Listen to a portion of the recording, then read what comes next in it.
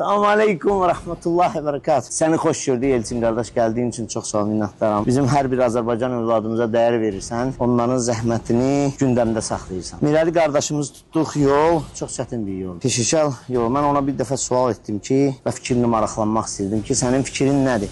Sanki öz zamanlığımı, öz təzə vaxtı peşəkar idmana başladığım hissləri keçirəm. Bilirsiniz, peşəkar keçmiş peşəkar idmançı olmur. Və peşəkar idmançılar heç vaxt idmanı tərk etmir. Çünki bu ömrü boyu bu bizim bir həyat tərzimizə çevirir. Yəni idman etmirik sağlam qalaq. Əksində biz peşəkar idmançılar hamısı sağlamlığını bu yolda itirən 99,9% sağlamlarını itirir. Qardaşımız çox çətin bir yol seçib və bu yolda özünə də demişəm, bu elə bir yoldur ki, qaranlıq, sonu görsənməyən bir yol. Bu yolda tək hər zaman döyüşçü həyatı yaşayıb yürüyəcəksin.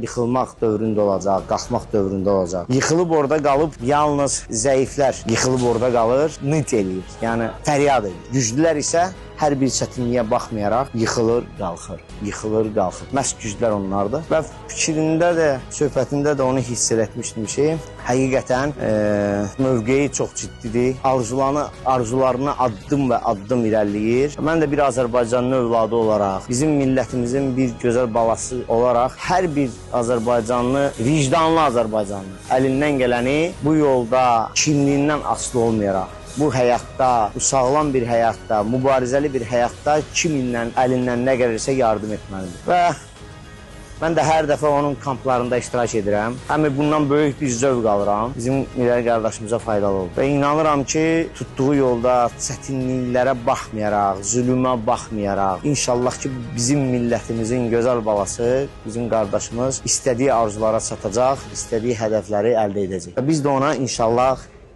çox qəlbdən sevinəcəyik. Şübhəsiz peşəkar idman həyatı boyu səndən qurbanlar tələb edir. Mən hesab edirəm ki, hər bir insan tutduğu yolda əgər arzusuna, hədəfinə çatmaq istəyirsə, şübhəsiz hansısa qurbanlar verir.